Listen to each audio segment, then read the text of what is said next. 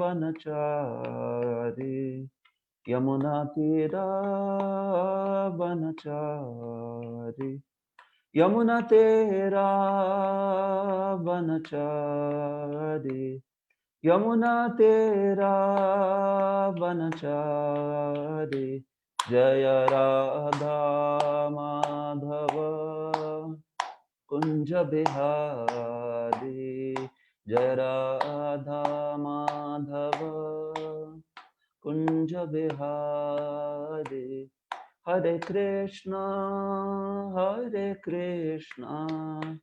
कृष्ण कृष्ण हरे हरे हरे राम राम राम हरे हरे हरे कृष्ण कृष्ण कृष्ण हरे हरे हरे राम राम राम हरे हरे हरे कृष्ण कृष्ण कृष्ण हरे हरे हरे राम राम राम हरे हरे हरे कृष्ण कृष्ण कृष्ण हरे हरे हरे राम राम राम हरे हरे हरे कृष्ण कृष्ण कृष्ण हरे हरे हरे राम राम राम हरे हरे कृष्ण कृष्ण कृष्ण हरे हरे हरे राम राम राम हरे हरे जय प्रभुपद प्रभुपद जय प्रभुपद जय गुरुदेवा गुरुदेवा जय गुरुदेवा निताय गौर हरि बोल हरि बोल हरि बोल हरि बोल निताय गौर प्रेमानंदे जय ओम विष्णुपाद परमहंस परिव्राजकाचार्य अष्टोत्तर शत Shri Srimad his divine grace Abhay Charanaravinda Bhaktivedanta स्वामी श्रील प्रभुपाद की जय ओम विष्णुपाद परमहंस परिव्राजकाचार्य अष्टोत्तर शत Shri Srimad his divine grace Bhakti Siddhanta Saraswati Goswami Maharaj Srila Prabhupada की ISKCON founder acharya BBT founder acharya Srila Prabhupada की प्रेम से कहो श्री कृष्ण चैतन्य प्रभु नित्यानंद श्री अद्वैत गदाधर शिवासादि गौर भक्त वृंद की अनंत कोटि वैष्णव वृंद की नामाचार्य श्रील हरिदास ठाकुर की ग्रंथराज श्रीमद् भागवतम की श्री भागवत महापुराण की निताय गौर प्रेमानंदे हरि हरि बोल all glories to assembled devotees Hare Krishna all glories to assembled devotees Hare Krishna all glories to assembled devotees Hare Krishna all glories to Shri Guru and Shri Gauranga Hare Krishna हरे कृष्णा। आज हमारा बड़ा सौभाग्य है कि हमारा जो रविवार का विशेष भागवतम कक्षा होती है उसमें हमें संग प्रदान करने के लिए हमारे बीच में उपस्थित है श्रीमान कन्हई कृष्ण प्रभु। तो नगर के भक्तों के लिए मैं उनका थोड़ा सा अल्प सा परिचय देना चाहता हूँ सब भक्तों के लिए। श्रीमान कन्हई कृष्ण प्रभु जो है ये 2001 में इस्कॉन संस्था के साथ जुड़े। इस्कॉन पुणे का जो मंदिर है उस मंदिर से वो जुड़ गए। वो सीओईपी पुणे का जो प्रसिद्ध कॉलेज है कॉलेज ऑफ इंजीनियरिंग पुणे उसमें उन्होंने मैकेनिकल इंजीनियरिंग में उन्होंने ग्रेजुएशन किया और उसके बाद ग्रेजुएशन के पश्चात उन्होंने अलग अलग कंपनीज में उन्होंने काम भी किया है। तो जैसे एफएमआर कॉर्पोरेशन है, हनीवेल कॉर्पोरेशन और ओरेकल कंसल्टेंट, ऐसे उन्होंने 6 साल उन्होंने जॉब किया और उसके पश्चात 2011 में उन्होंने अपना पूरा जीवन जो है इस्कॉन संस्था के लिए समर्पित किया प्रभुपाद की सेवा में। तो फुल टाइम ब्रह्मचारी के रूप में वो इस्कॉन पुणे में ज्वाइन हो गए और उन्होंने कई सारे सेवाएं की है और खास करके वो प्रचार करते हैं, युवकों को उन्होंने प्रचार किया, उनको गाइड करते हैं। और एक महत्वपूर्ण विशेष बात है कि वो जो है हमारा इस्कॉन का एक शास्त्रिक एडवाइजरी कमेटी है कि जिसमें इस्कॉन में कुछ भी अगर कुछ फिलोसॉफिकल कुछ डाउट्स वगैरह है आते हैं तो ये एडवाइजरी कमेटी को सब पूछते हैं। तो उस कमेटी के प्रभु जी एक सदस्य है। और इस्कॉन भागवत महाविद्यालय जो वृंदावन में है, उस इस्कॉन भागवत महाविद्यालय के वाइस प्रिंसिपल के रूप में भी वो सेवा भी कर रहे हैं। और जो पुणे में जो भक्ति शास्त्री, भक्ति वैभव, ये जो कोर्सेस होते हैं, इसके जो प्रमुख इंस्ट्रक्टर भी है वो प्रभु जी पुणे सेंटर के। और प्रभु जी संस्कृत स्कॉलर है। और खास करके जो पाणिनि का व्याकरण हम बहुत बार सुना है हमने, तो उसमें उनका बहुत एक्सपर्टीज है। और प्रभु जी खुद भी एक संस्कृत ग्रामर को भी, ये जो व्याकरण है संस्कृत व्याकरण, उसको पढ़ाते हैं, कई सारे कोर्सेस वो लेते हैं। और भक्ति शास्त्री, भक्ति वैभव, ये भी कोर्सेस जो है इसको भी प्रभु जी पढ़ाते हैं। और उनके ऑनलाइन भी कुछ प्रोग्राम्स होते हैं। तो उसका जो वेबसाइट है www.vedaversity.com, आपको हम चार्ट में उसको दे देंगे। आपको अगर उनके डिस्कोर्सेस सुनने वो भी सुन सकते हैं।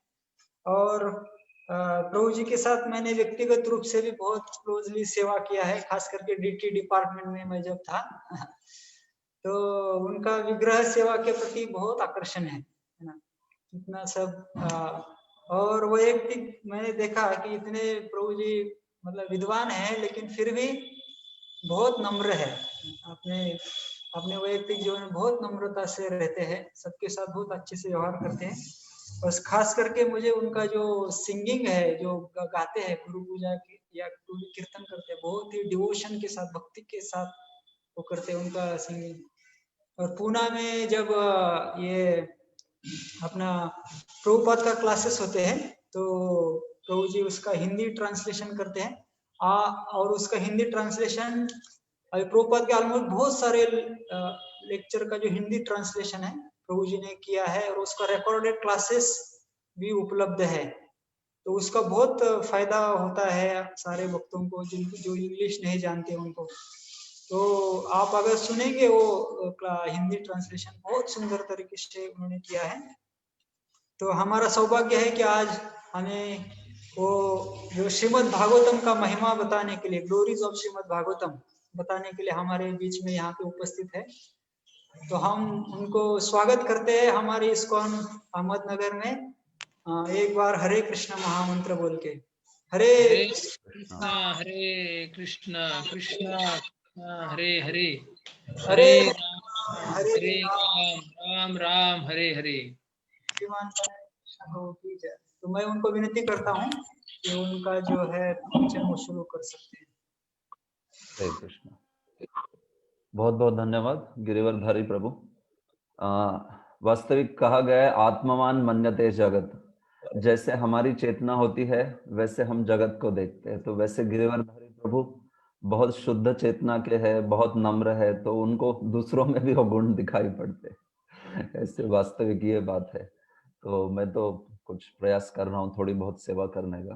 तो बहुत आभारी हूँ, आपका धन्यवाद देता हूँ कि ये अवसर प्रदान हुआ भागवत कक्षा के ऊपर, मतलब भागवत के ऊपर कुछ कहने का, वो भी इस विशेष महीने में। आज पहला ही दिन है, पहला दिन या दूसरा दिन कह सकते हो दामोदर महीने का। तो बड़ा सौभाग्य है मेरा कि आप सब वैष्णवों के साथ भागवत के महिमा के ऊपर कुछ चर्चा कर पाएंगे।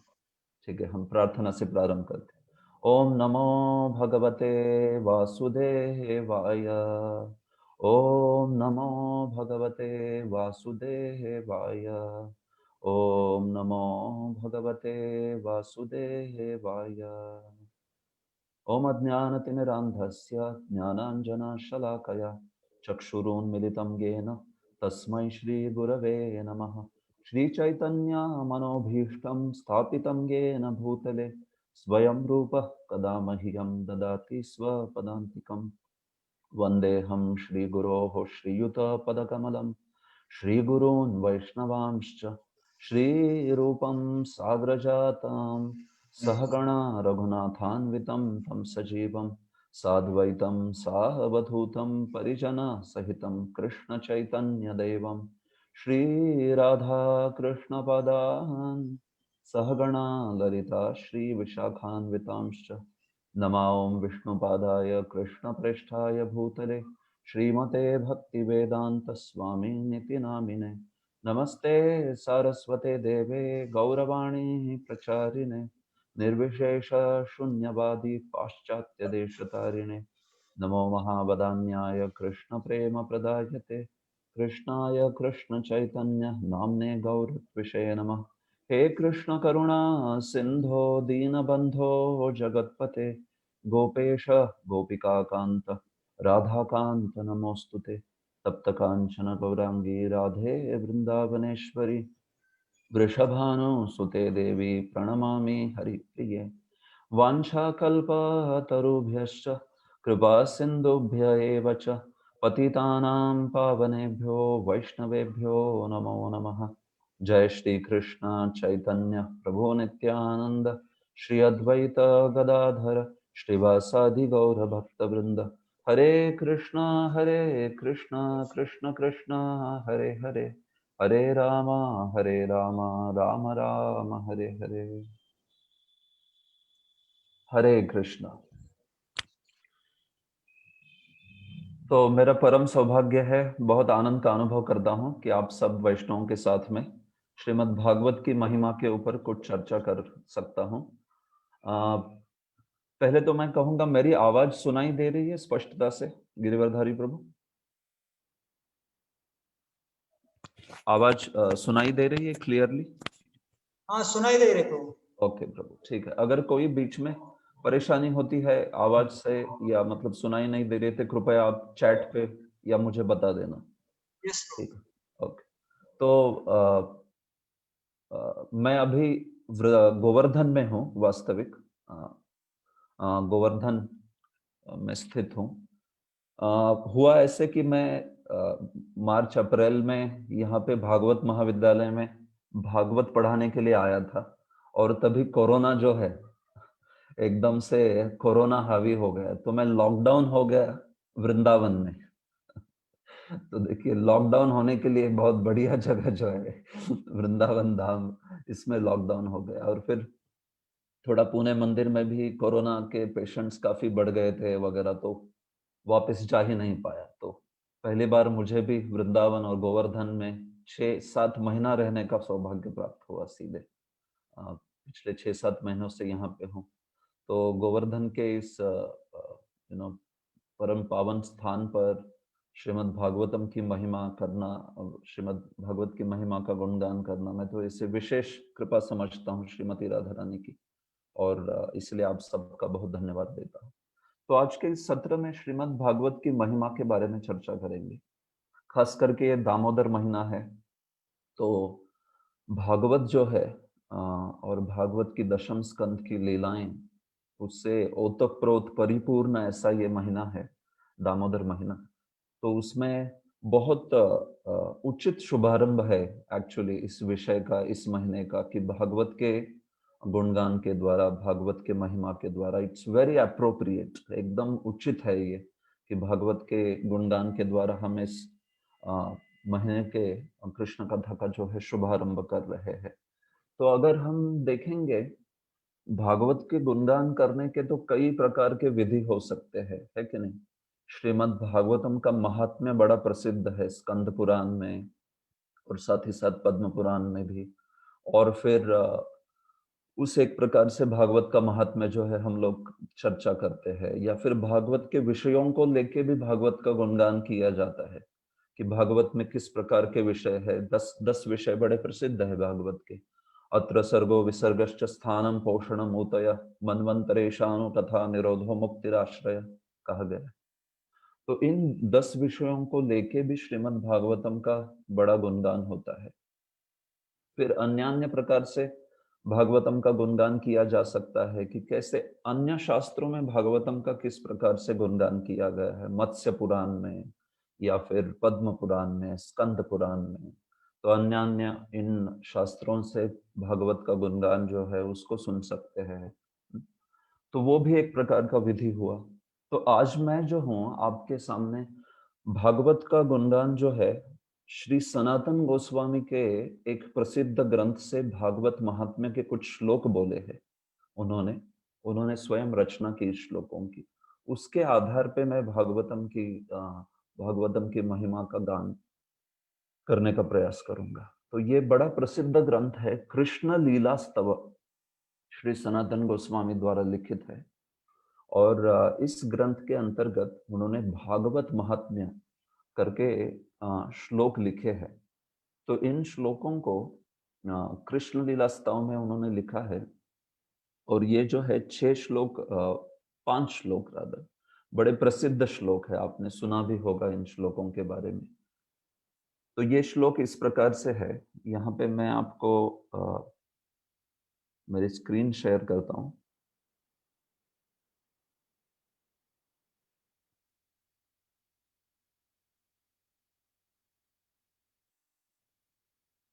तो आप देख पा रहे इस कृष्ण लीला स्तव को, सर्वशास्त्राब्धि पीयूष। तो ये जो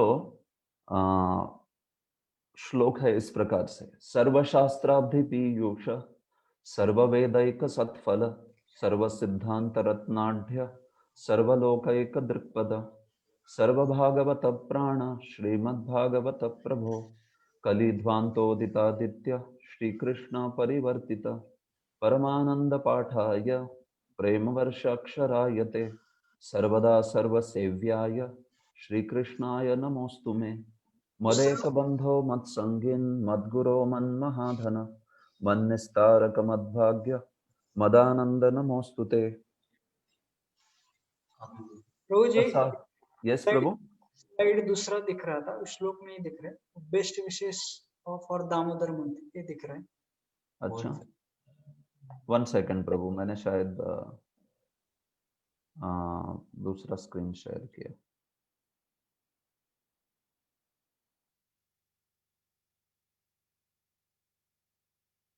यस, अभी देख पा रहे हैं?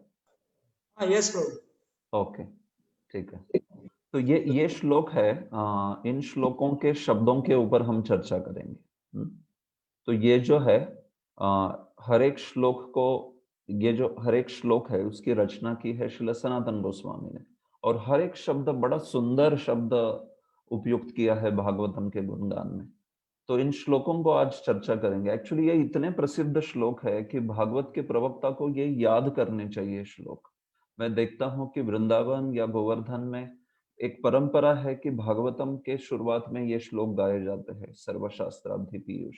खास करके गौड़ीय वैष्णवों के लिए ये बहुत महत्वपूर्ण गुणगान है श्रीमद् भागवतम का, श्री सनातन गोस्वामी द्वारा लिखित।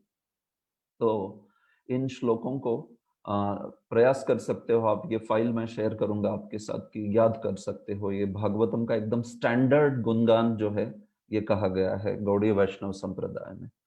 तो इसका अंतिम श्लोक मैंने डिसाइड नहीं किया, वो बोलता हूँ। असाधु साधुता दायिन अति नीचोच्च तारक हान मुंच कदाचिन्माम प्रेमणार्थ कंठयो स्फुर। तो देखिए ये जो कृष्ण लीला स्तव है, ये श्रीमद् भागवतम के लीलाओं का श्रील सनातन गोस्वामी ने अपने शब्दों में बड़ा सुंदर विवेचन किया है। उस ग्रंथ के अंतर्गत ये भागवतम का महात्म्य आता है। तो जब हम श्रीमद् भागवतम की चर्चा करते हैं तो कभी कभार शास्त्र की अभी जब चर्चा करते हैं तो लोगों का इस जगत में सवाल रहता है, प्रश्न रहता है कि ये शास्त्र जो है हमारे जीवन में कितने महत्वपूर्ण है कि नहीं। देखिए बहुत बार लोग इस जगत में बहुत स्थूल रूप से सोचते हैं। स्थूल रूप से सोचते हैं मतलब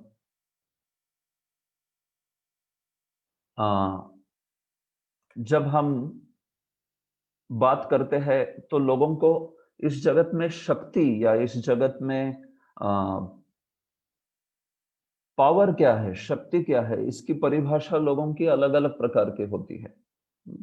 लेकिन वास्तविक एक्चुअली इस जगत में शक्ति किसको कहेंगे आप?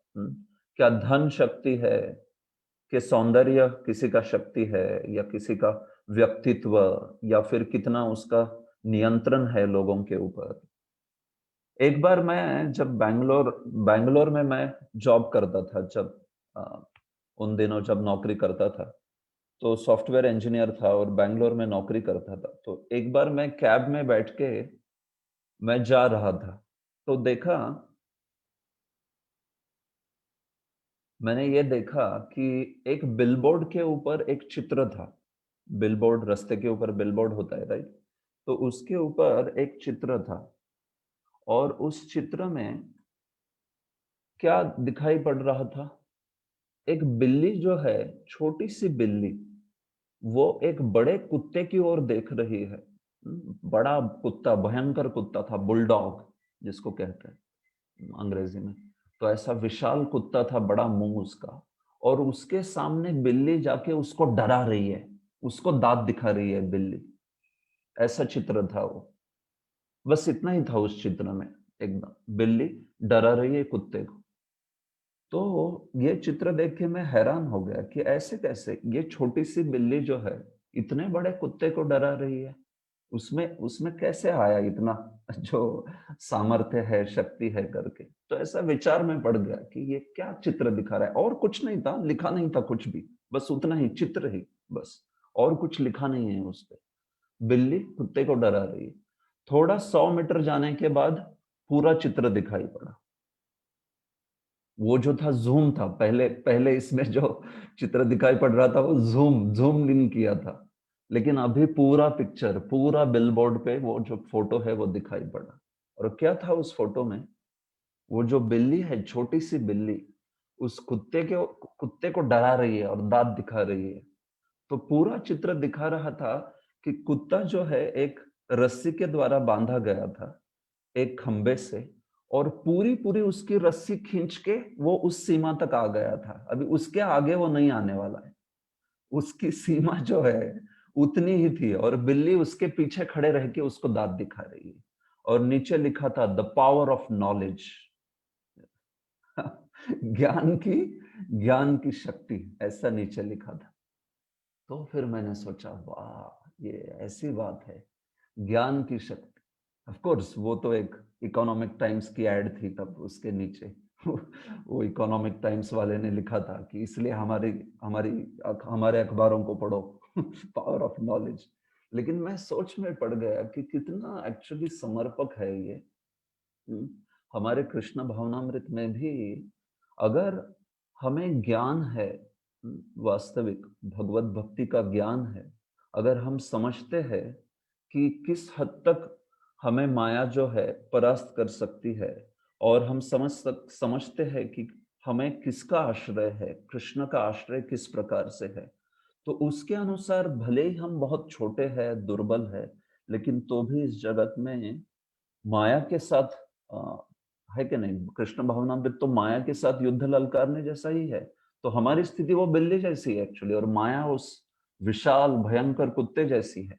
ऐसे मैं कुछ अवमान के भाव से नहीं कह रहा हूँ, सिर्फ तुलना कर रहा हूँ। माया देवी तो भगवान की शक्ति है और शुद्ध भक्त है, तो उनको तो मेरा नमन। लेकिन मैं केवल तुलनात्मक रूप से कह रहा हूँ हमारी स्थिति कैसी है।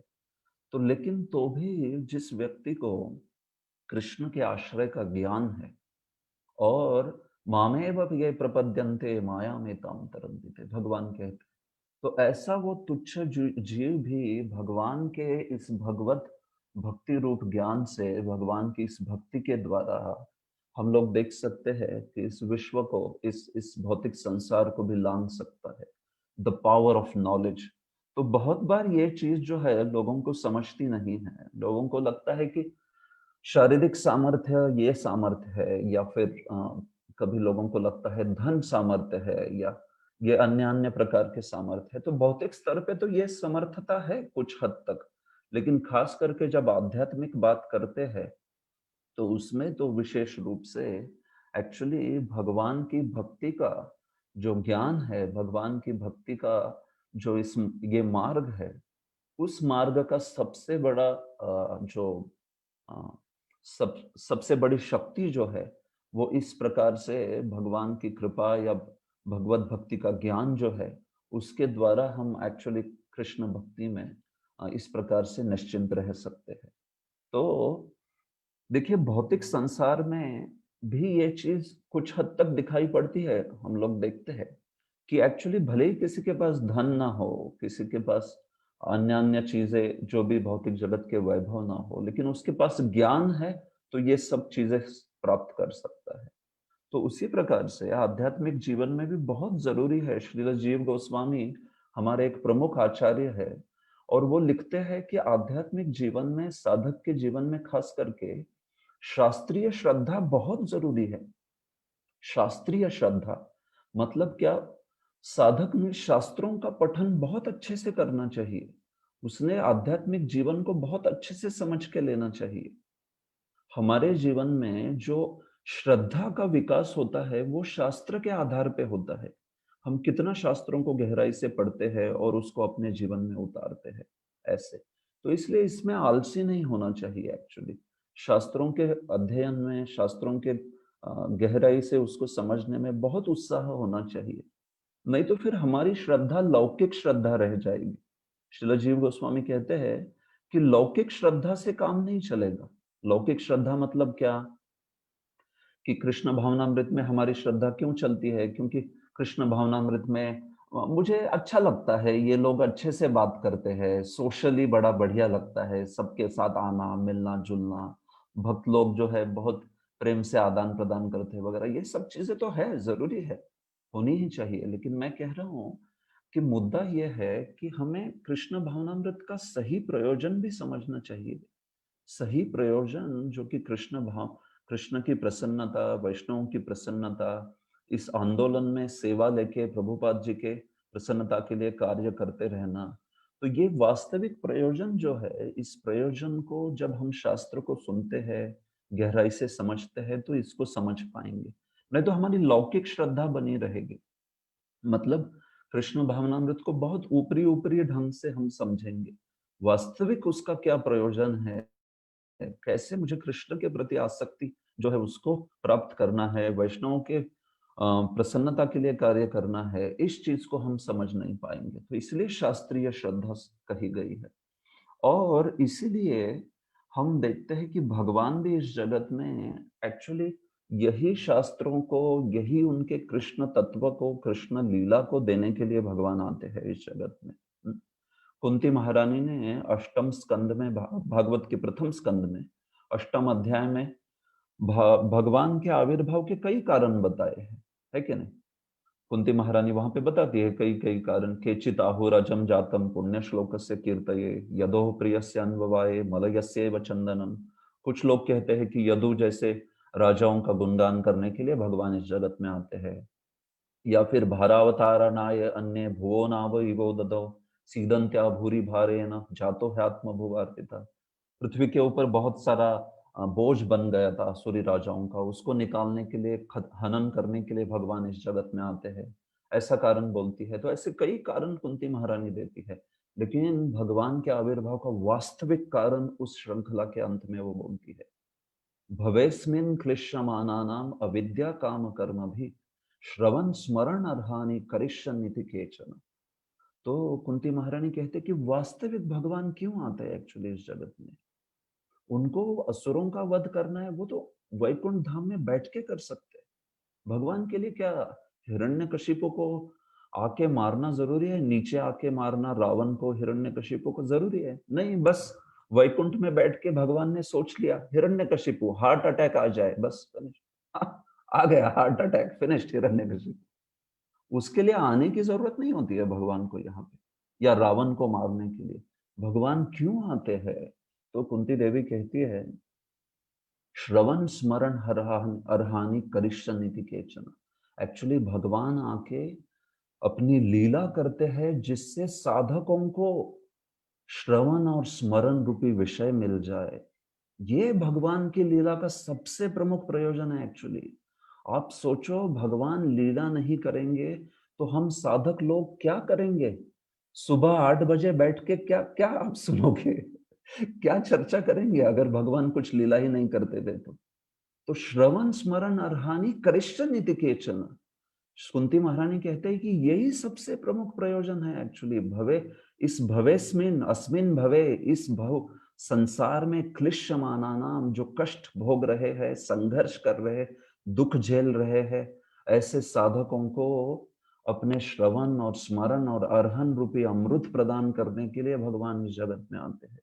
ये भगवान का प्रयोजन है। बाकी परित्राणाय साधुनाम यदा यदा ही धर्मस्य, ये सब एक्सटर्नल रीजंस, ये आंतरिक कारण नहीं है। यदा यदा ही धर्मस्य, सबको याद रहता है ये श्लोक, बाहर के लोगों को भी याद होता है। भगवान क्यों आते हैं? यदा यदा ही धर्मस्य ग्लानिर्भवति भारत, परित्राणाय साधुनाम विनाशाय दुष्कृताम धर्म संस्थापनार्थाय। हाँ, लेकिन वो वास्तविक कारण नहीं है। बलदेव विद्याभूषण बोलते हैं उसके अगला श्लोक वास्तविक कारण है कृष्ण के आने का। जन्म कर्म च मे दिव्यम एवं यो वेत्ति तत्वतः त्यक्त्वा देहम पुनर्जन्म नैति मामेति सोर्जुन। अपने जन्म और कर्म जो कि दिव्य है उसको प्रदान करने के लिए आते हैं, ताकि उसको लेके एक साधक जो है इस जगत से पार हो जाए और इस जगत से वो जो है भगवान के धाम को प्राप्त कर ले। तो ये विषय प्रदान करने के लिए भगवान आते हैं। ये सबसे प्रमुख प्रयोजन है भगवान के आने का। तो इसीलिए हम लोग देखते हैं कि साधक के जीवन में, साधक हो या सिद्ध के जीवन में, साधक और सिद्ध में क्या अंतर है? श्रील जीव गोस्वामी भक्ति संदर्भ में बताते हैं कि एक साधक के जीवन में प्रेरणा होती है बुद्धि, एक सिद्ध के जीवन में प्रेरणा होती है प्रीति। सिद्ध जो होता है मतलब शुद्ध भक्त, वो प्रीति से भगवान की भक्ति करता है। साधक जो होता है ना, वो बुद्धि से करता है। बुद्धि से इसका अर्थ क्या है? क्योंकि उसने शास्त्र सुना है, समझा है, उसको पता है कि ये करना चाहिए। हमें प्रीति नहीं है भगवान के लिए, लेकिन हम समझते हैं कि इसको करना चाहिए। हाँ, ये वैधि भक्ति की परिभाषा है। यत्र राग अनावाप्तत्वात् प्रवृत्तिरुपजायते शासने नैव शास्त्रस्य सा वैधि भक्तिरुच्यते। वैधि भक्ति की परिभाषा क्या है? शासने नैव शास्त्रस्य, जो शास्त्र के शासन को स्वीकार करता है। क्योंकि शास्त्र में कहा है, गुरु महाराज ने मुझे कहा है, इसलिए मैं 16 माला करता हूँ, इसलिए मैं भगवान की भक्ति करता हूँ, भगवान का जो गुणगान है उसको करता हूँ। हमारे स्तर पे प्रीति अभी तक उत्पन्न नहीं हुई है। प्रेम, प्रीति यानी प्रेम। तो इसीलिए शासने नैव शास्त्रस्य, जो शास्त्र का श्रवण करेगा, ज्यादा से ज्यादा शब्द ब्रह्म के साथ रहेगा, स्पर्श में रहेगा। श्रवण इसलिए इतना जरूरी है। श्रवण एक्चुअली सारे भक्ति के 9 अंगों में सबसे प्रमुख है श्रवण एक्चुअली। प्रभुपाद जी कहते हैं सबसे प्रमुख, यानी कीर्तन तो सबसे शक्तिशाली है, लेकिन प्रमुख यानी फंडामेंटल है, ये मूलभूत है। अगर आपका श्रवण ठीक है तो आपका कीर्तन ठीक होगा, आपका स्मरण ठीक होगा, आपका सब कुछ ठीक होगा। तो ये बात है। तो इसीलिए ये कृष्ण कथा रूपी, कृष्ण तत्व रूपी जो वरदान है हमारे लिए भगवान देते हैं, वो सबसे महान है। और इस वरदान को भागवतम जैसे ग्रंथ में पूरा पूरा ओतप्रोत भगवान ने जो है भर दिया है। कई प्रकार के शास्त्र है, लेकिन उसने श्रीमद् भागवतम का जो स्थिति है, अमल पुराण कहा गया है श्रीमद् भागवतम को, वो विशेष है एक्चुअली। एक बार एक दक्षिण भारत में एक आचार्य हुए जिनका नाम था नारायण भट्टथिरी, बड़े प्रसिद्ध है। आप में से कितने लोग गुरुवायूर गए हैं? गए हैं कुछ लोग, गुरुवायूर गए होंगे, है कि नहीं? तो गुरुवायूर में एक प्रसिद्ध भक्त हुए नारायण भट्टथिरी। तो इनके गुरु को, जिनका नाम था अच्युत पिशारटी, इनको संधिवात नाम का बड़ा दुर्धर रोग हो गया, रूमेटिज्म, गठिया या संधिवात कहते हैं हिंदी में। तो इस संधिवात के कारण उनके अस्थि संधियों में, मतलब जॉइंट्स में बहुत पेन होता था, बहुत वेदना होती थी, भयंकर। तो नारायण भट्टथिरी को रहा नहीं गया कि मेरे गुरु जो है इतने वेदना में है। उन्होंने भगवान से प्रार्थना की, हे भगवान, गुरु महाराज का रोग मेरे ऊपर आ जाए। कभी कभी ऐसे महान भक्त ऐसे भी प्रार्थना करते हैं। तो नारायण भट्टतिरी ने प्रार्थना की कि मेरे गुरु जो है उनका रोग मेरे ऊपर आ जाए, और भगवान ने उनकी प्रार्थना सुन ली। वो गुरु जो है उनका रोग चला गया और नारायण भट्टतिरी को संधिवात आ गया। तो वही नारायण भट्टतिरी जो कि जवान थे, युवक थे, अभी ऐसे जर्जर हो गए उस रोग के कारण, लेकिन उनके हृदय में कुछ भी व्यथा नहीं थी। उल्टा वो तो भगवान के प्रति बहुत कृतज्ञ थे कि भगवान ने मेरी प्रार्थना सुनी। लेकिन ये नारायण भट्टतिरी संस्कृत के परम विद्वान थे। नारायण भट्टतिरी यानी संस्कृत के क्षेत्र में महान कवि और महान संस्कृत के विशारद के रूप में प्रसिद्ध है। तो भगवान के लिए कुछ सुंदर सुंदर कवन रचना करते थे, वो नहीं कर पा रहे थे। तो हालांकि उनके हृदय में तो भगवान के प्रति बिल्कुल भी ऐसा भाव नहीं था कि मुझे क्यों आया ये रोग करके। लेकिन चूंकि वैष्णव लोग उनको कह रहे थे कि आपने ऐसी प्रार्थना क्यों की, आप अभी भगवान को जाके प्रार्थना कीजिए कि मुझे ये जो रोग है इससे निकाल दीजिए, क्योंकि मैं आपकी सेवा करना चाहता हूं, ऐसा वैष्णव कह रहे। तो जो नारायण भट्टतिरी है वो तो नहीं चाहते थे ऐसा, लेकिन एक वैष्णव के पास जाके उनसे क्या करना चाहिए उन्होंने पूछा। एक एक बड़े वृद्ध वैष्णव थे, बहुत प्रगत वैष्णव थे, उनको जाके उन्होंने पूछा कि मुझे भक्त ऐसे बोल रहे हैं, मैंने क्या करना चाहिए, क्योंकि मैं मेरी सेवा तो नहीं कर पा रहा हूँ, ये बात तो सत्य है, लेकिन मुझे कुछ भी दुख नहीं है कि ये रोग मेरे ऊपर आया है करके। ये मैं भगवान की कृपा समझता हूँ, क्योंकि मेरे गुरु जो है वो इस जगत के लिए इतने महत्वपूर्ण है, मेरे जैसा तुच्छ जीव उसका क्या महत्व। तो इस वैष्णव ने उनको कहा कि देखो, तुमने इस रोग से मुक्त होना चाहिए, तो जो नारायण भट्टतिरी है क्या करना चाहिए इसके लिए। तो वैष्णव ने कहा तुम मछली खाना प्रारंभ कर दो। क्या कहा? मछली खाना प्रारंभ कर दो। तो ये नारायण भट्टतिरी सुन के हैरान हो गए, वैष्णव क्या बोल रहे हैं ये, मछली खाना प्रारंभ कर दो। तो उन्होंने फिर से पूछा आप ये क्या कह रहे हो। तो उन्होंने कहा आप मछली से प्रारंभ करो और बाद में तो सब कुछ दूसरा भी खाना शुरू करो, शुरुआत मछली से करो, ऐसे। तो फिर नारायण भट्टतिरी वापस चले गए और रात भर सोच रहे थे कि वैष्णव ने मुझे ऐसे क्यों कहा कि मछली से शुरू करो, मछली खाना शुरू करो। और फिर उनको भगवान की कृपा से बोध हो गया वो क्या बोल रहे हैं।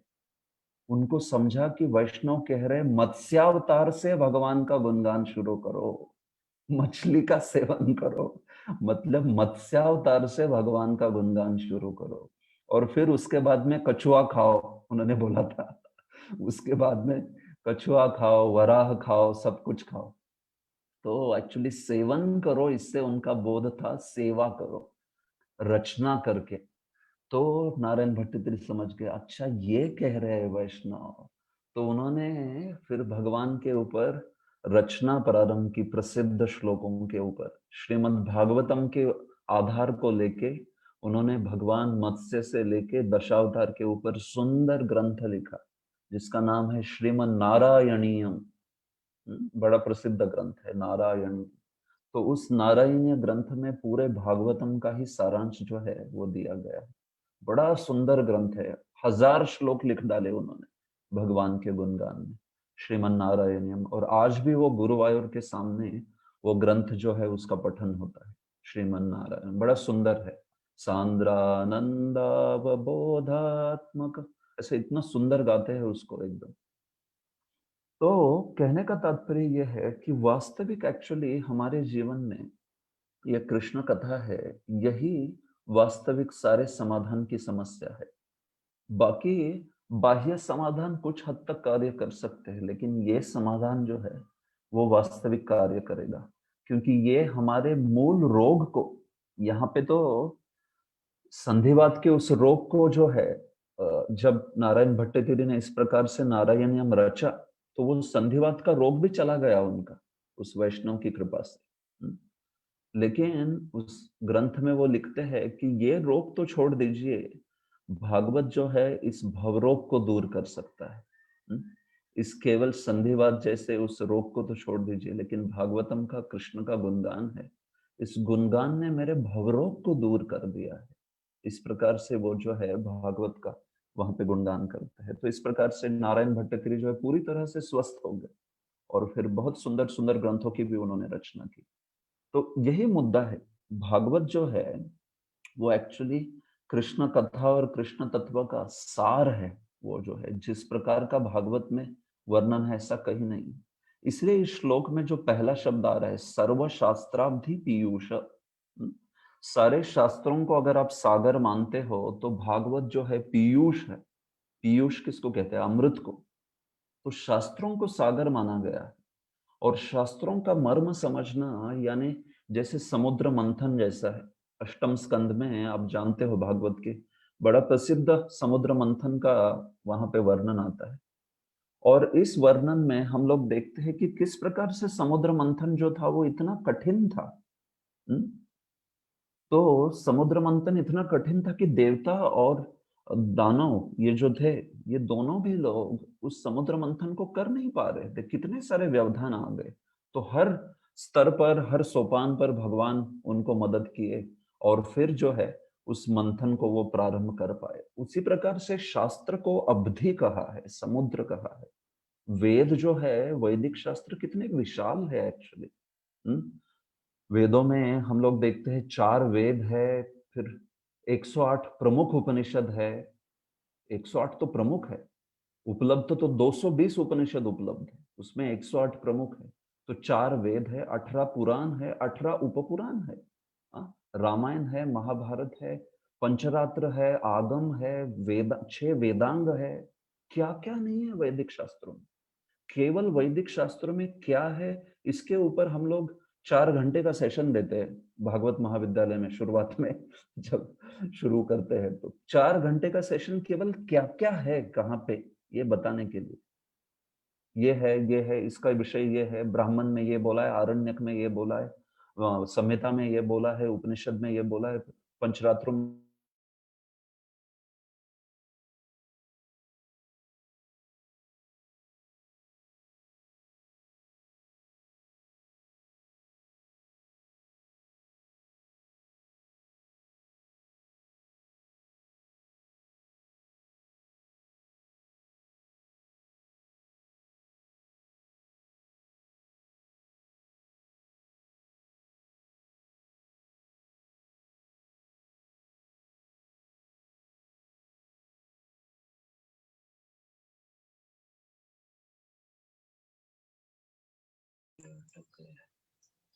हरे कृष्णा। प्रो आपका वीडियो बंद हो गया, आवाज नहीं आ रहा है।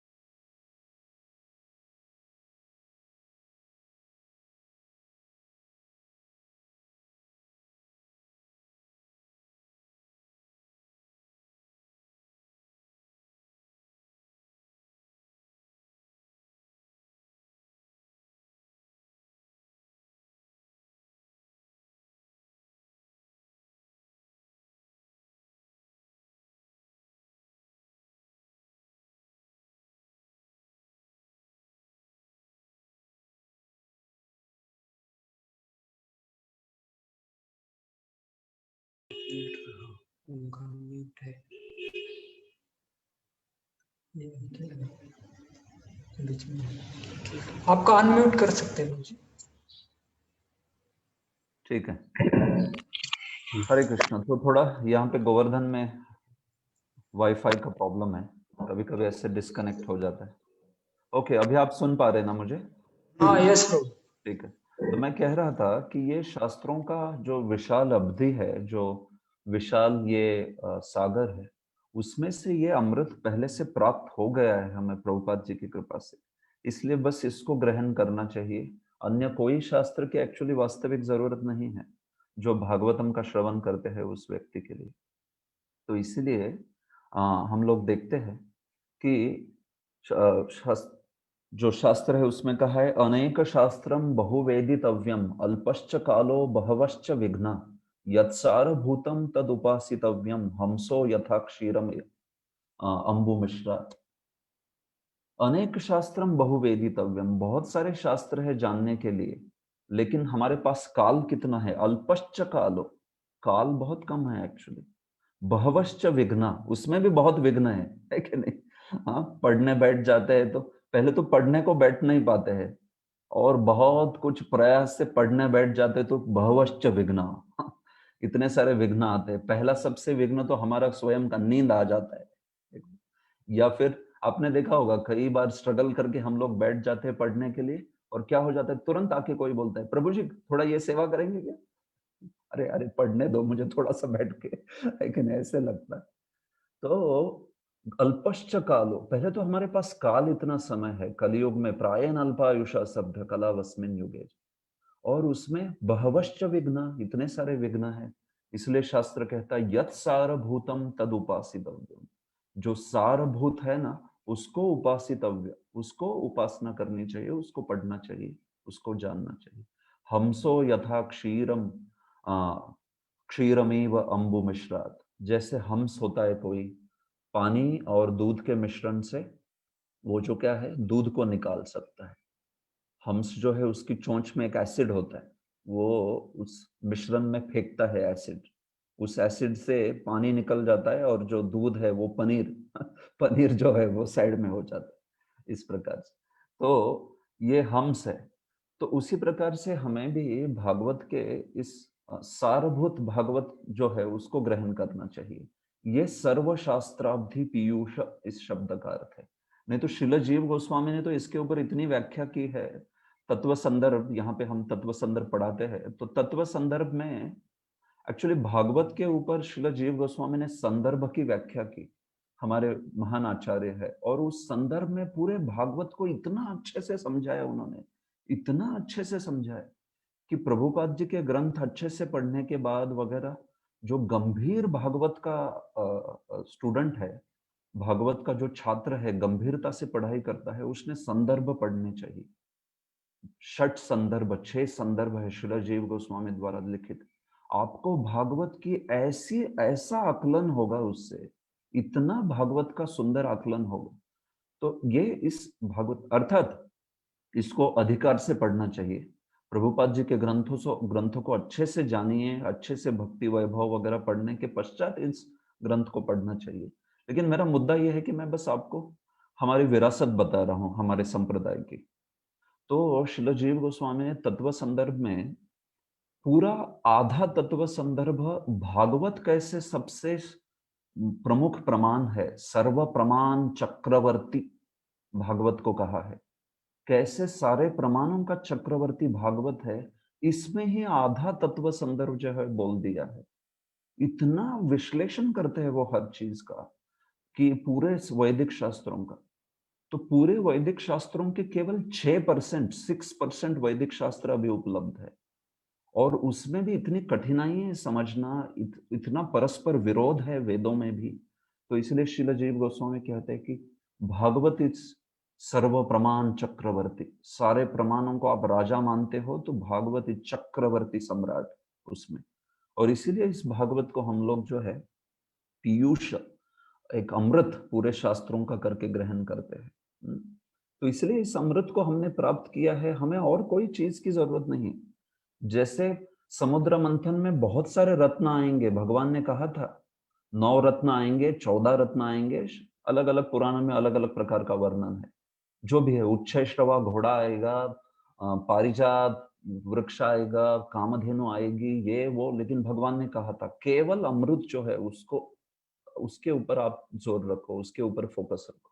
तो उसी प्रकार से शास्त्र रूपी समुद्र से बहुत सारी चीजें आएगी, भुक्ति आएगी, मुक्ति आएगी, अन्य अन्य सिद्धियां आएगी, लेकिन हमें जो है श्रीमद् भागवत रूपी पीयूषों को स्वीकार करना है, बस और कुछ नहीं। तो यही इस पीयूष को हमें प्राप्त हुआ है, और हम इसको जो है हमारे जीवन में पूरी तरह से ग्रहण करना चाहते हैं। जैसे अमृत होता है उसके 3 गुण बताए हैं। अमृत क्या होता है? स्वादुत्व। पहले तो अमृत बड़ा मधुर होता है, फिर अमृत जो है वो बहुत लंबी आयु प्रदान करता है, और तीसरा, अमृत जो है समस्त रोगों से मुक्ति प्राप्त करा देता है। तो उसी प्रकार से इस भागवतम रूपी अमृत को वो जो है हमें पुष्टि प्रदान करता है। स्वादुत्व से उसके मधुरता की बात हो रही है, माधुर्य, और साथ ही साथ हमें जो है वो बहुत लंबी आयु प्रदान करता है। मतलब क्या? मतलब कृष्ण भावनामृत में हमें जो है ये श्रीमद् भागवतम वो बहुत पुष्ट बनाता है, रिष्ट बनाता है, जिससे कि हम लोग इस भौतिक जगत के प्रलोभनों से बचते हुए साधन भक्ति के मार्ग पे बहुत अच्छे से प्रगति कर सकते हैं, और समस्त रोगों से मुक्ति करा देता है, दुख निवृत्ति कारक।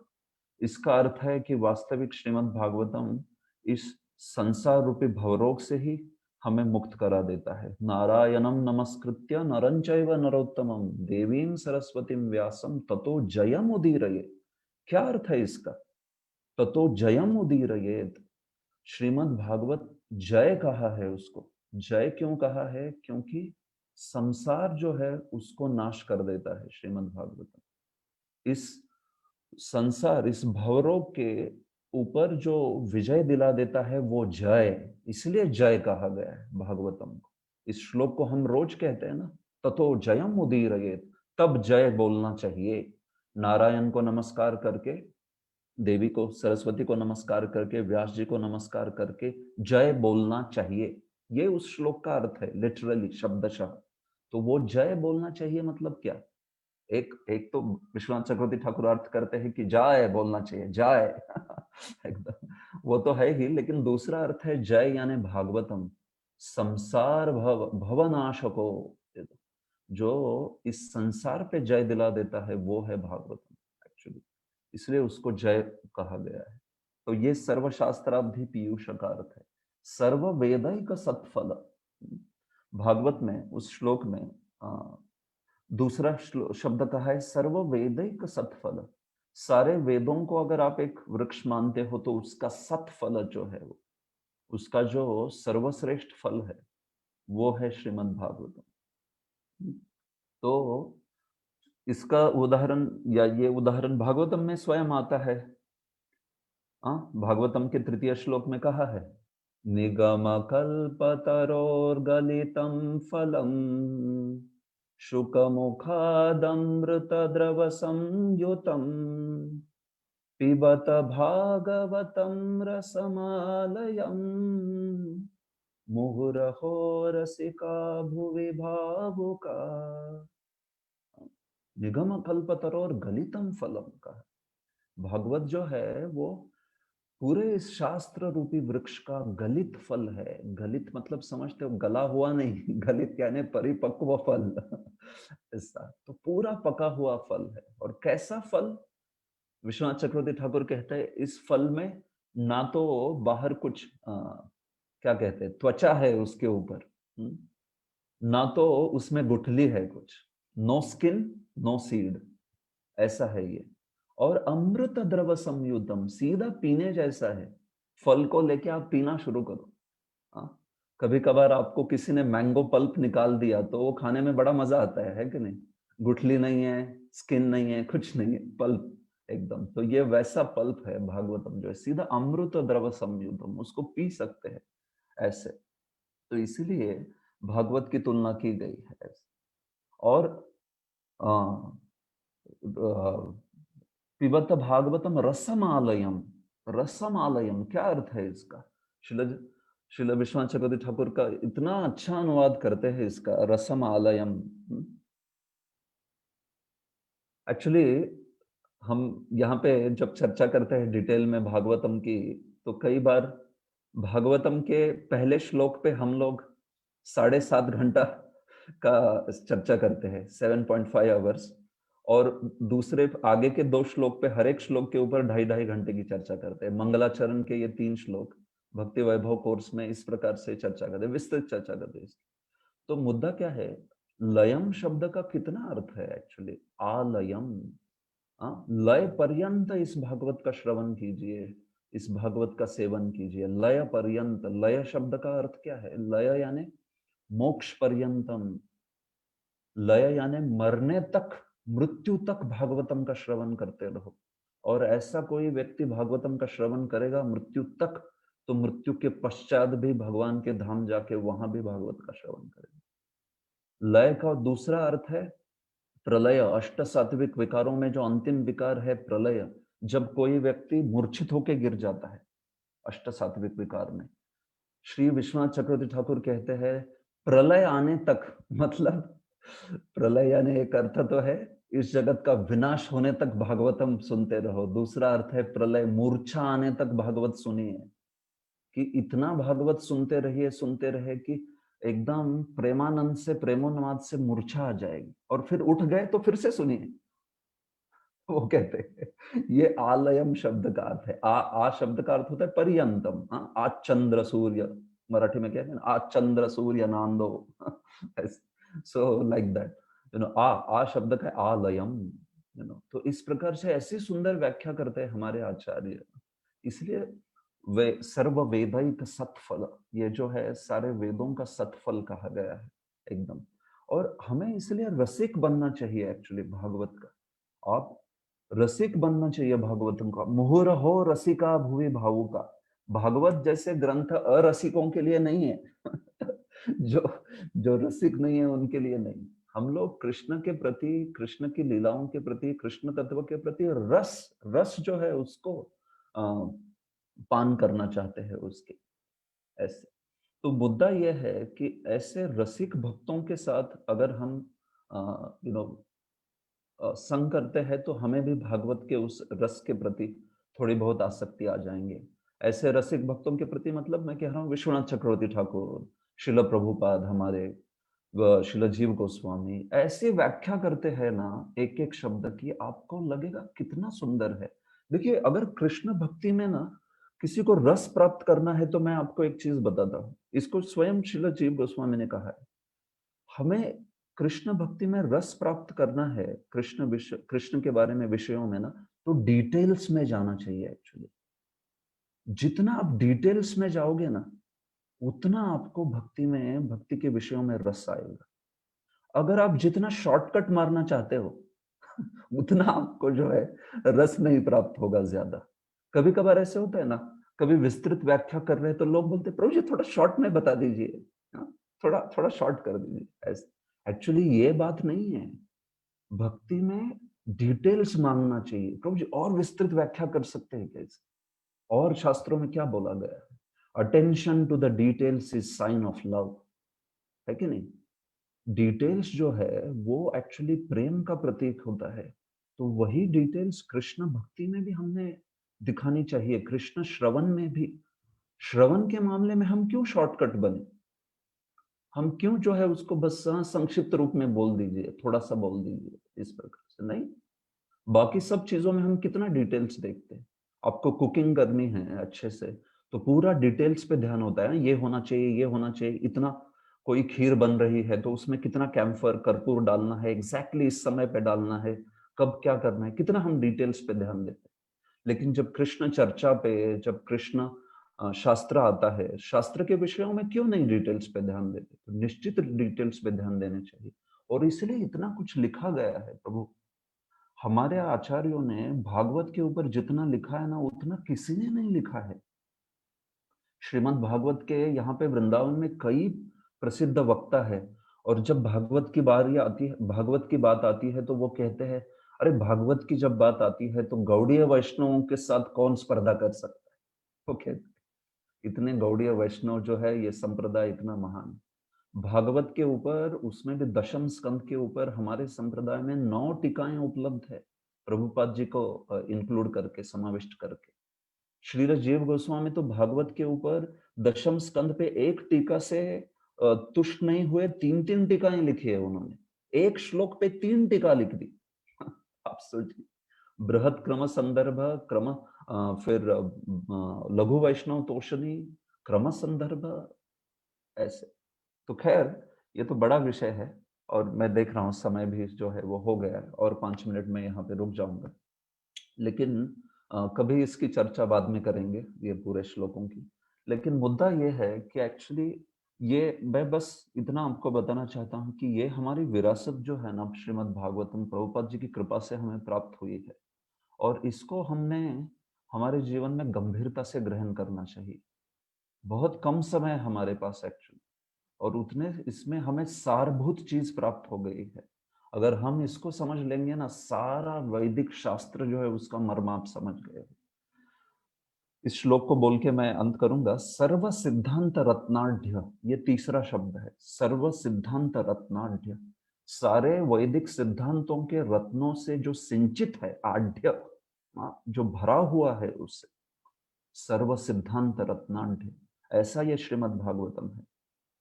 जिसने भागवतम का गंभीरता से श्रवण किया है, वो भागवत के आधार के ऊपर जो षड दर्शन है, समस्त सारे वेद है, षड दर्शन है, न्याय, वैशेषिक, मीमांसा, वेदांत, योग, सांख्य, इन सब तत्वों का उसको निरूपण हो जाएगा जिसने श्रीमद् भागवतम का श्रवण किया है, जिसने श्रीमद् भागवतम को अच्छे से समझा है।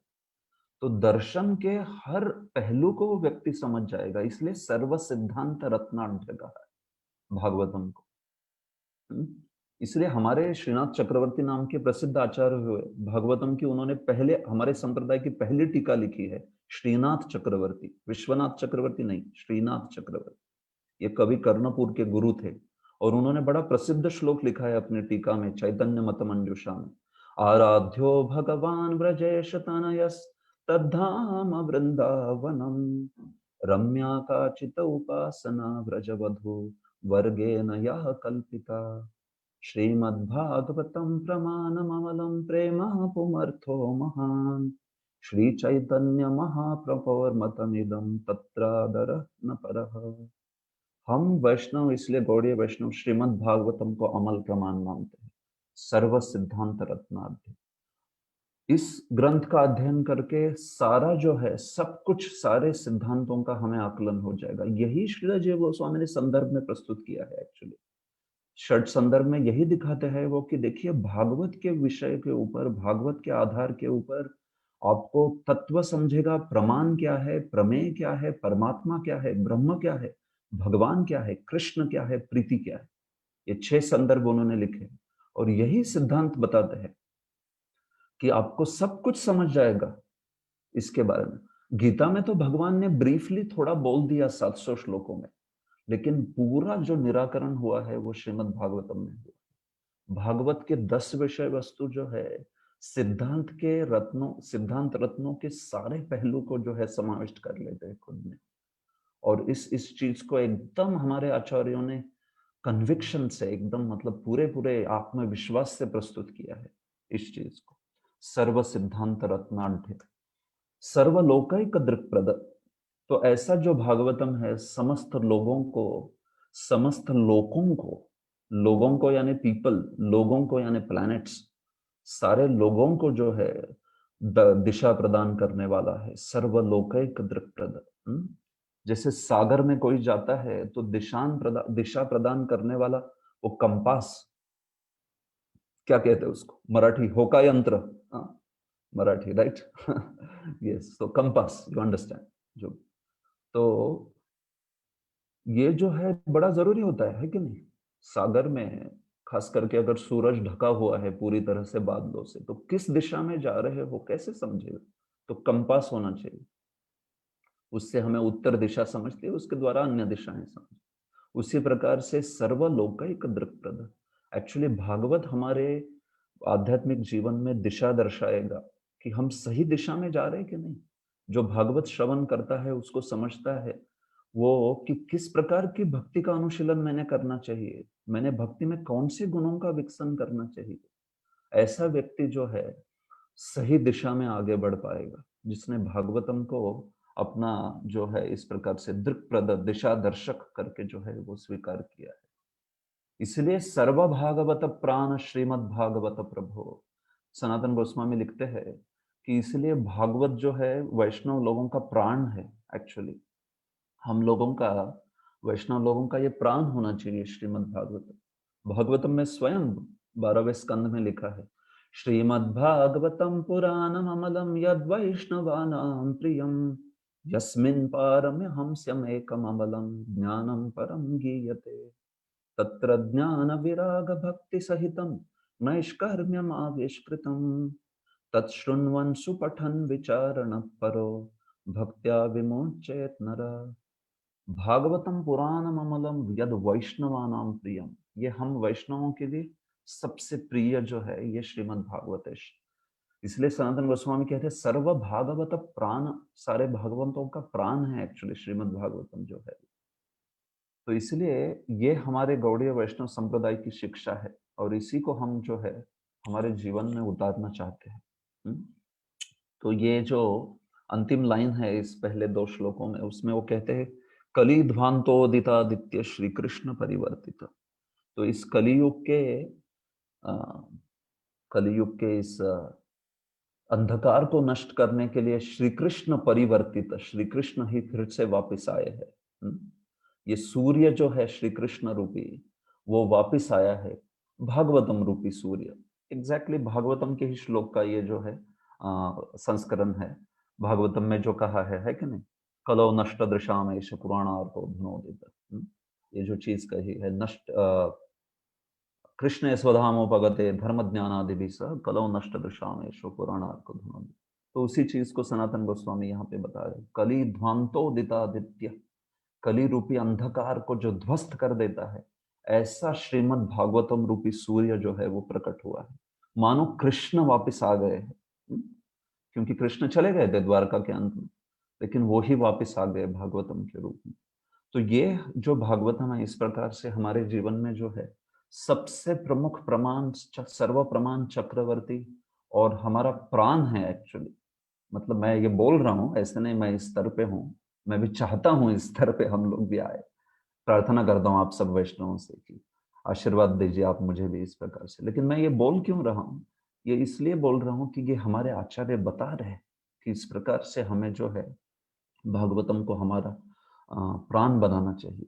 आगे तो बड़ा सुंदर श्लोक कहते हैं, कभी बाद में इसकी चर्चा करेंगे, नो प्रॉब्लम।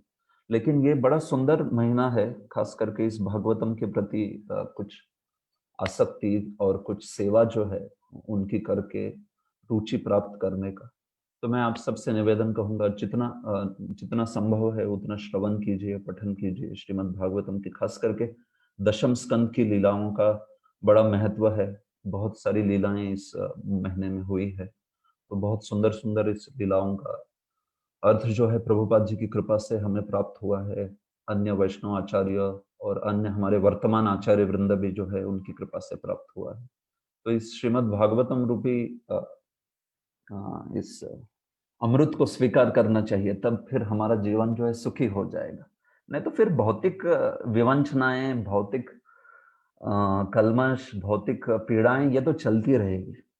कृष्णा एक्चुअली दुखालय में शाश्वतम हम सुनते हैं ना, तो वहां पे बोध कराते हैं बलदेव विद्याभूषण की एक्चुअली दुखालय में शाश्वतम कृष्णा एकदम चलते चलते कह देते हैं इस जगत को। चलते चलते मतलब आप समझते हो ना, इसमें कुछ बहुत बड़ा ज्ञान नहीं है दे रहे भगवान की, दुखालय में शाश्वतम इस जगत को जानो, नहीं। एक्चुअली उस श्लोक में आप देखा जाए तो उस श्लोक में जो 8वें अध्याय का गीता का श्लोक है, मामोपेत्य पुनर्जन्म दुखालय में शाश्वतम, उसमें भगवान इस जगत को दुखालय अशाश्वत बोल रहे। ये मुद्दा तो है ही नहीं, मुद्दा तो दूसरा है वहां पे। मुद्दा यह है कि महात्मा लोग इस जगत में वापस नहीं आते हैं जब मुझे प्राप्त करते।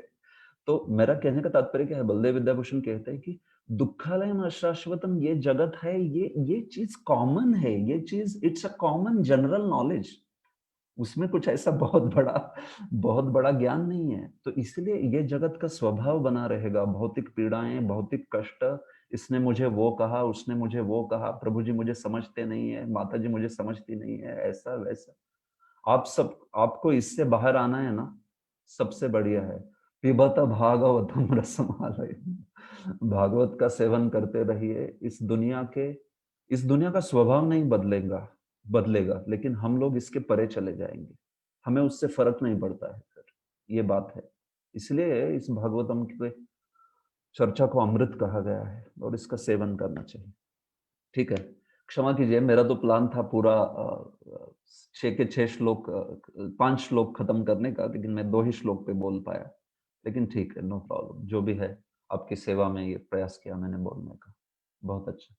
तो ठीक है, यहाँ पे रुकते हैं। मुझे प्रभु जी ने कहा था कि कुछ प्रश्नोत्तर भी कीजिए, तो मैं यहाँ पे पूछना चाहूंगा, कुछ प्रश्नोत्तर है या श्री गिरिवरधारी प्रभु आपकी कुछ टिप्पणी हो तो भी आप कह सकते हैं। जिन भक्तों को कुछ प्रश्न पूछना है तो आप अपना माइक अनम्यूट कर सकते हैं और प्रभु जी को पूछ सकते हैं। हरे कृष्णा प्रभु जी। धन्यवाद। यस प्रभु। हाँ, धन्यवाद प्रणाम प्रभु जी। तो पावर ऑफ नॉलेज का आपने स्टोरी बहुत अच्छा बताया, वो बिल्ली और कुत्ते का। तो उससे ऐसा लगता है हमें और भागवतम पढ़ना चाहिए। और भागवतम लेक्चर के बीच में आपने कहा कि भागवतम पढ़ने में हमें रुचि नहीं है, और जैसे ही पढ़ने बैठते तो नींद आ जाता है, बहुत सारे विघ्न आ जाते हैं। और ये भी आपने बताया भागवत में ऐसा फल है, गलितम फलम, उसको ना चिल्का है ना गुटले है। तो अगर ये समझ लेंगे तो हम पढ़ना पढ़ेंगे, लेकिन अभी कम से कम ज्ञान के स्तर पर भी हमें पता नहीं है ये जो भागवतम फल है, गलितम फलम है। जैसे अभी हम शरीर है, आत्मा है, इसका साक्षात्कार तो नहीं है, लेकिन ज्ञान के स्तर पर हम समझ के हम साक्षात्कार की ओर बढ़ रहे। तो सेम उसी प्रकार भागवतम में अगर गलितम फलम, ये छिलका नहीं गुटली नहीं, अच्छा रस के समान फल है, वो उसका वो स्तर पर जाने के लिए हम कैसे समझ सकते हैं कि वो भागवतम है, ताकि हम अभी वो भागवतम और पढ़े और वो रस का आस्वादन कर पाएंगे। यस यस, तो अच्छा प्रश्न है। तो ये तो सही बात है कि हम लोग पहले तो सबसे ज्ञान ही नहीं होता है, तो सबसे पहले इसलिए मैंने पावर ऑफ नॉलेज के बारे में बोला कि सबसे पहले तो ज्ञान लेना चाहिए एक्चुअली। देखिए, अगर अज्ञान में है तो फिर तो आगे कुछ चीज आती ही नहीं है कि नहीं।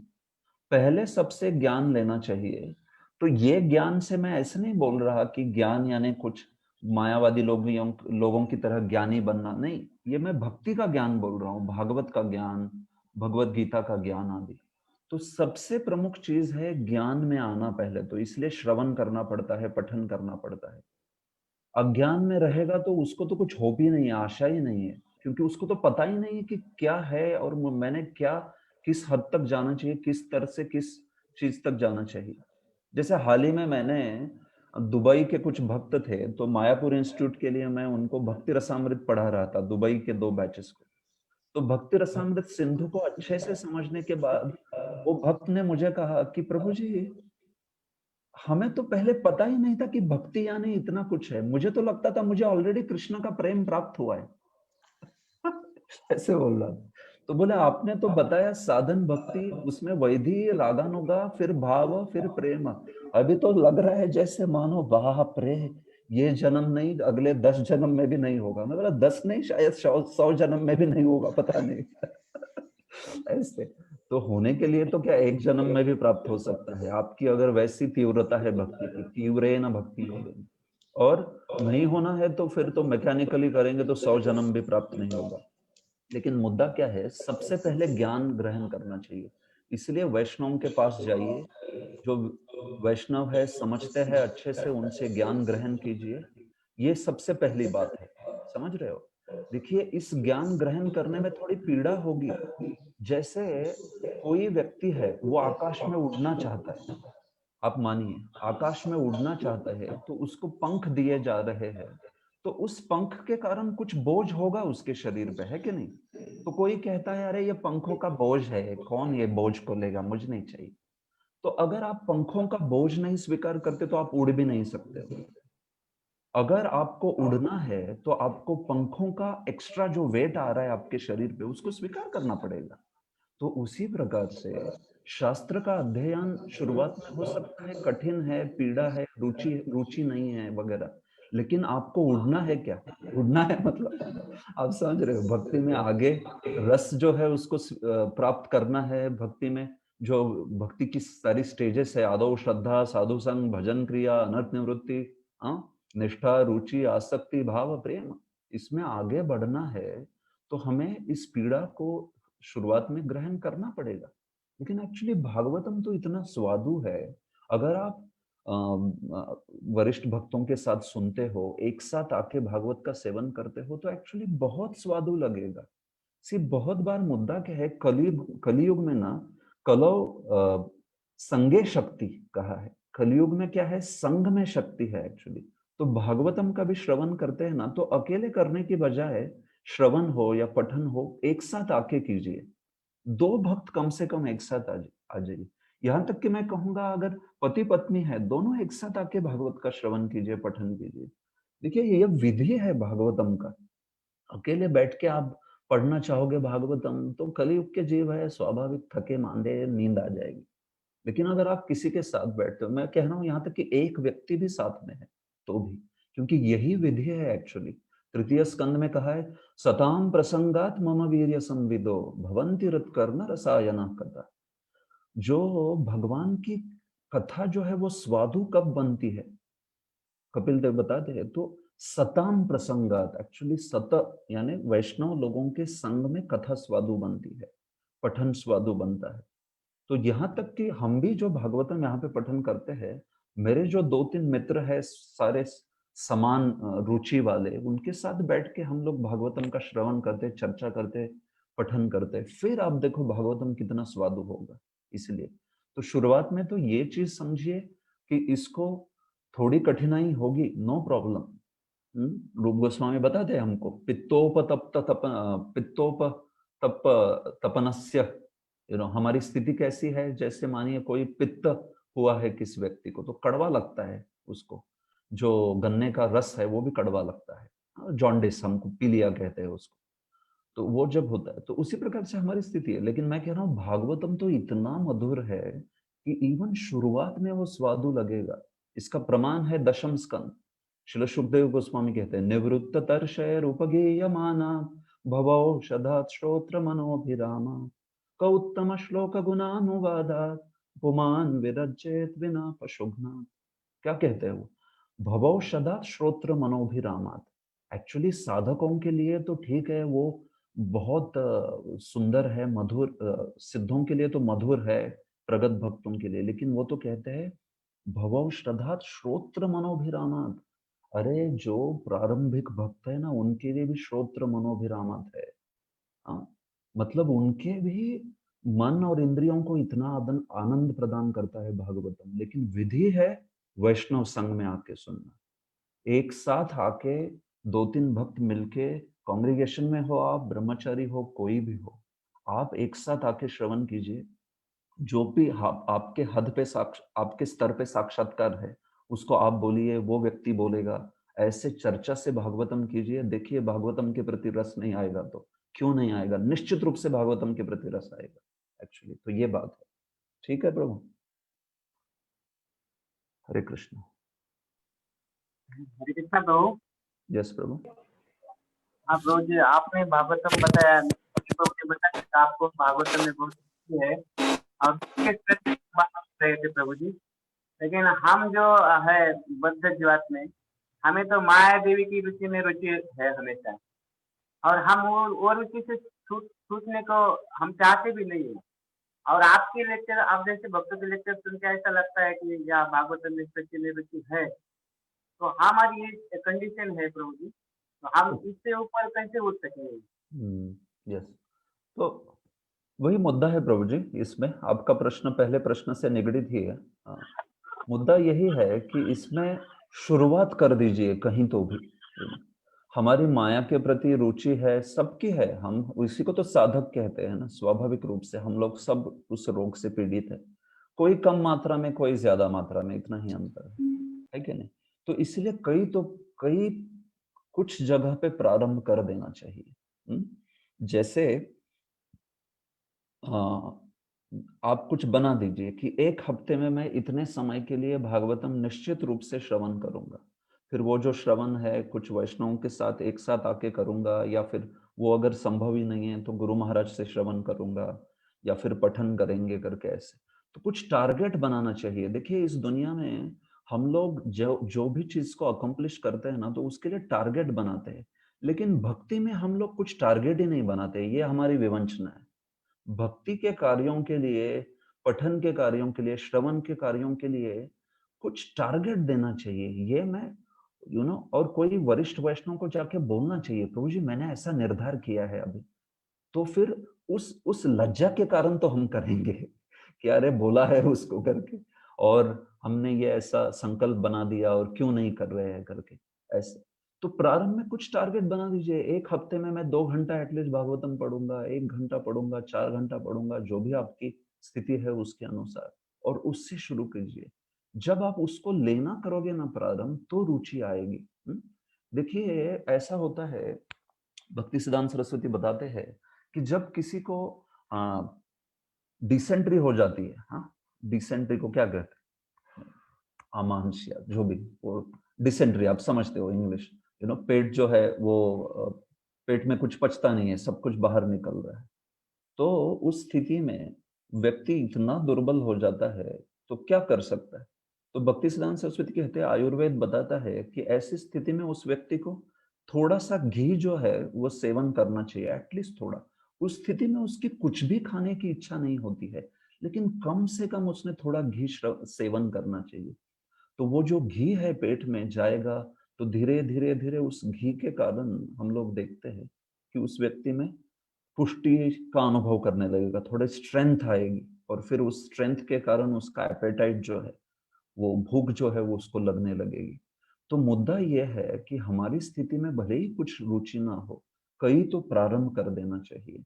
उस रुचि को आने के लिए समय लगेगा, यही साधक की स्थिति होती है, नो प्रॉब्लम, लेकिन शासन बना दीजिए, शासने नैव शास्त्रस्य।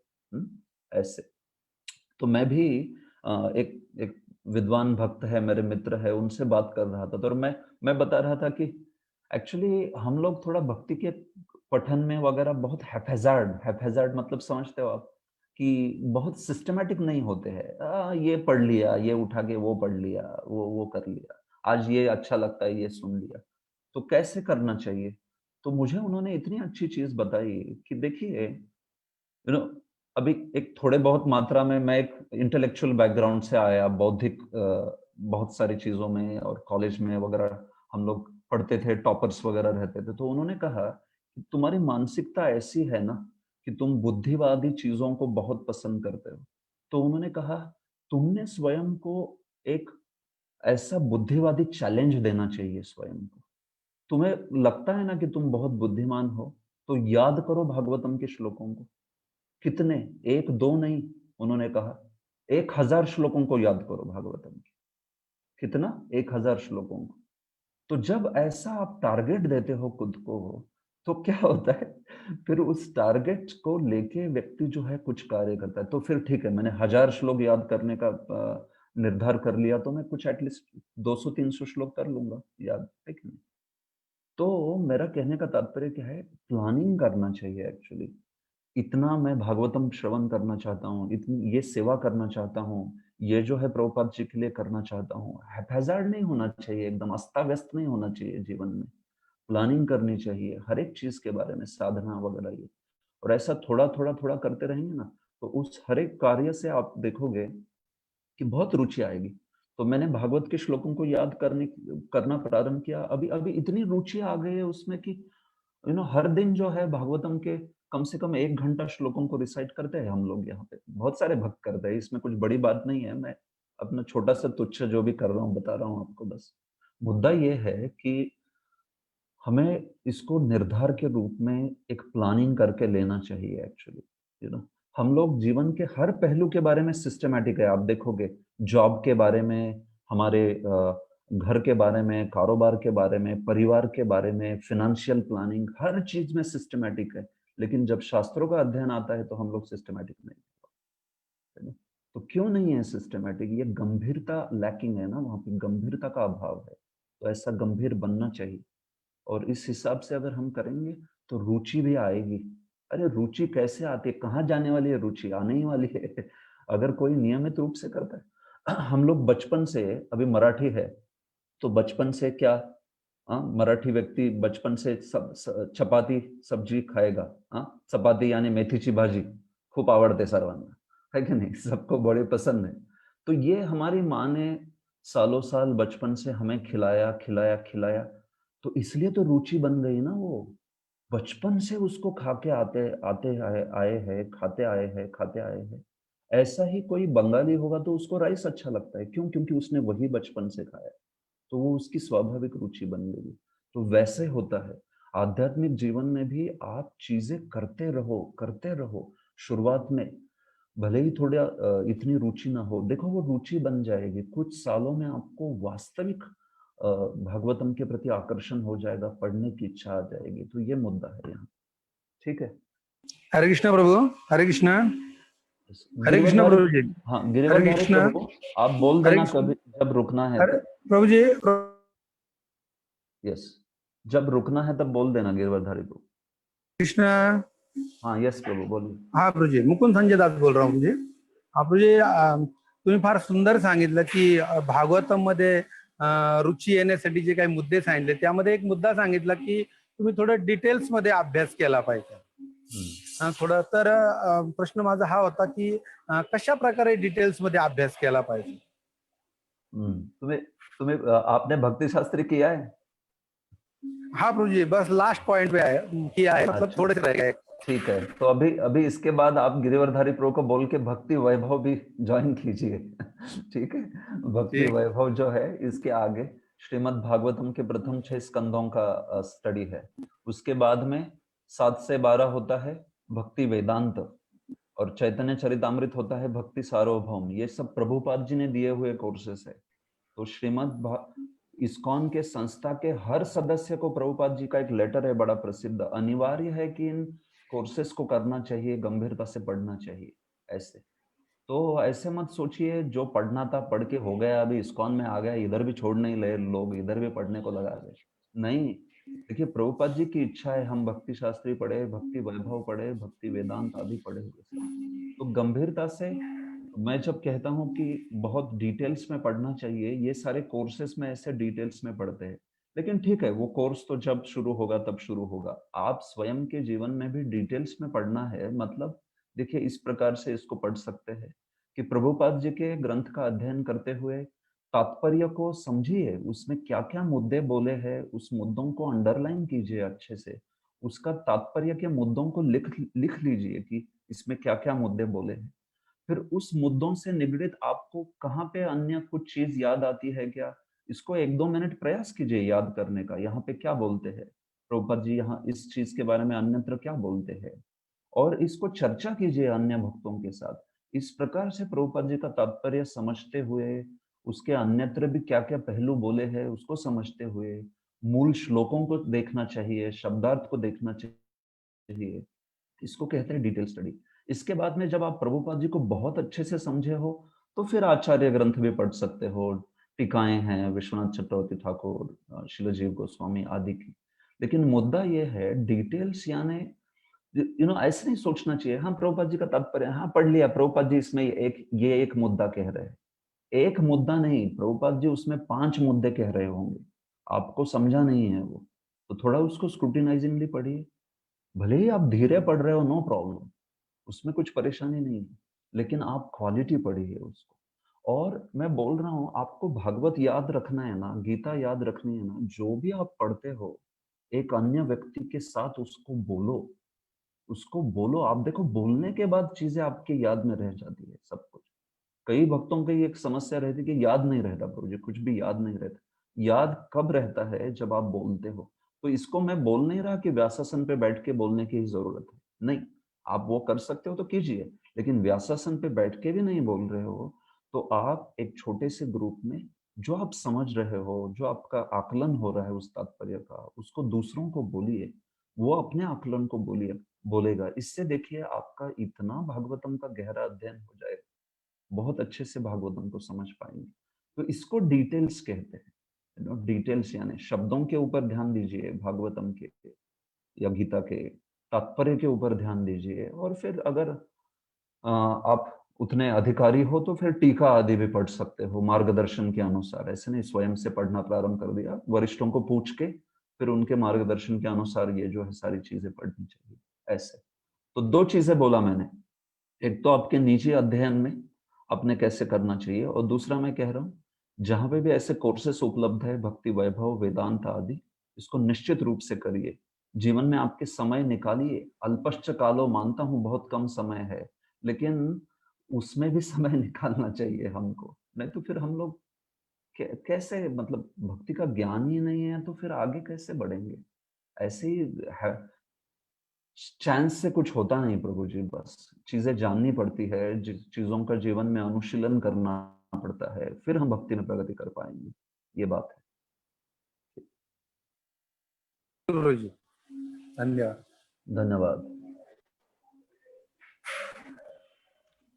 ठीक है, मेरे विचार से किसी का और कोई प्रश्न है या फिर हम यहाँ पे विराम दें? हरे कृष्ण प्रभु जी। यस प्रभु, प्रभु बोलिए। जी, मेरा एक क्वेश्चन था कि आपने बताया कि प्रभु जी, मेरा क्वेश्चन था कि आपने बताया कि संसार में दुखी है और मतलब जो महात्मा पुरुष होता है वो ही जान पाता है इसको। तो प्रभु जी, मतलब हमें ये लाइफ मिली ही क्यों, अगर मतलब हमें ये दुख में आना ही क्यों पड़ा, मेरा ये प्रश्न था।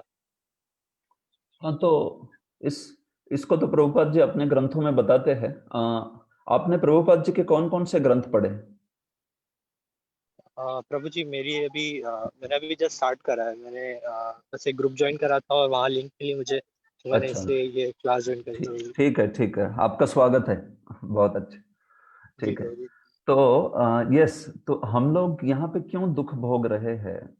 तो देखिए, हम लोग दुख यहाँ पे भोग रहे हैं इसलिए क्योंकि हम जो है एक्चुअली संसार में कृष्ण से विच्छेदन होके इस संसार में भोग भोगने के कारण जो है दुख भोग रहे हैं। जैसे मैं बताता हूँ कि कोई रोगी होता है तो वो रोगी दुख का अनुभव करता है कि नहीं? स्वस्थ व्यक्ति होता है तो उसको कुछ पीड़ा या दुख नहीं हो रहा है, लेकिन रोगी अगर किसी रोग से पीड़ित है तो उस रोग के कारण हम लोग जो है दुख का अनुभव करते हैं। तो उसी प्रकार से हम जो है इस भौतिक जगत में, इस संसार में एक रोग से पीड़ित है, उस रोग के कारण दुख भोग रहे हैं।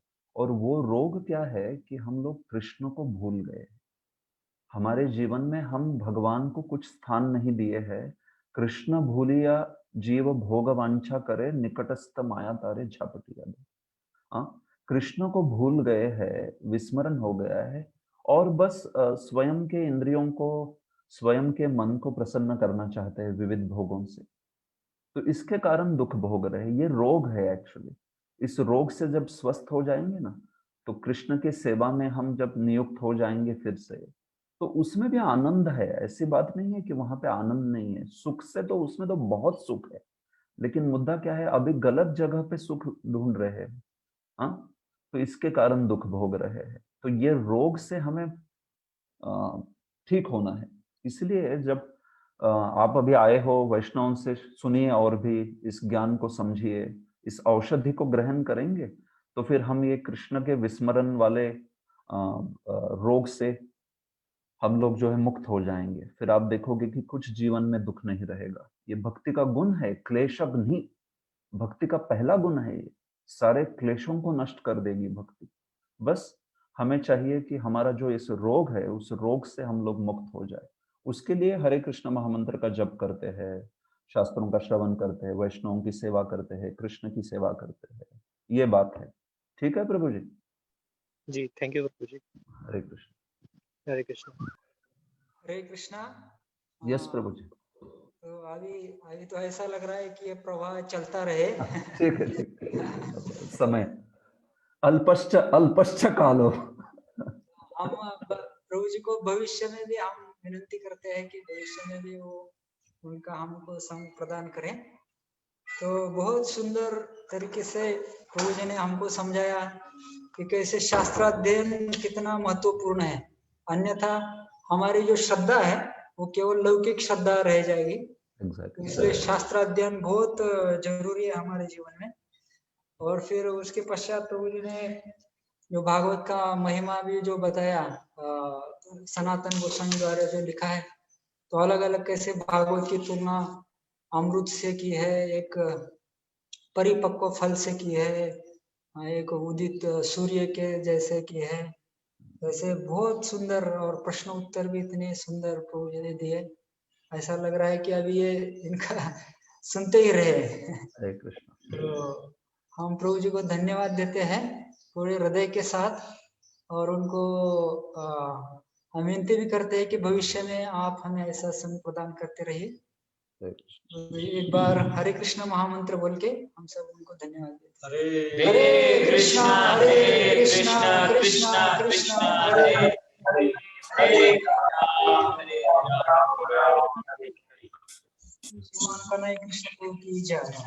श्रील प्रभुपाद की जय। आप सबका भी मैं धन्यवाद देना चाहूंगा। आपके कारण मैं जो है इस कृष्ण कथा जो भी भागवतम का थोड़ा बहुत गुणगान कर पाया, और मेरे बोलने के प्रवाह में मैंने अगर कोई ऐसी चीज कह दी हो जो आपको पसंद ना लगे तो कृपया क्षमा करें। मैं थोड़े कन्विक्शन से और फोर्स से बोलता हूँ कभी कभी, तो इसके कारण कभी कभी हो सकता है किसी को कोई चीज अच्छी ना लगे। तो मैं तो बस केवल इसी भाव से बोल रहा था कि हम सब जो है थोड़ा भागवतम के प्रति, शास्त्रों के प्रति रुचि जो है उसको प्राप्त करें। तो इसलिए बहुत धन्यवाद आप सबका। हरे कृष्ण। ठीक है गिरिवरधारी प्रभु, थैंक यू। थैंक यू प्रभु जी। हरे कृष्ण। श्रील प्रभुपाद की जय। हरे कृष्णा। सभी भक्तों के लिए सूचना है कि ये ऐसे भागवत कक्षा जो हर दिन होते रहते हैं सुबह 7 बजे से 7:50 तक, तो भक्त लोग इसमें ज्वाइन हो सकते हैं। और जैसे मैंने कल भी अनाउंसमेंट किया था कि वीडियो ऑन रखने के बारे में, बहुत सारे भक्तों ने आज वीडियो ऑन रखा था, बहुत बहुत धन्यवाद। और जो बाकी भी भक्त है उनसे भी विनती है, अगर आपको समस्या नहीं है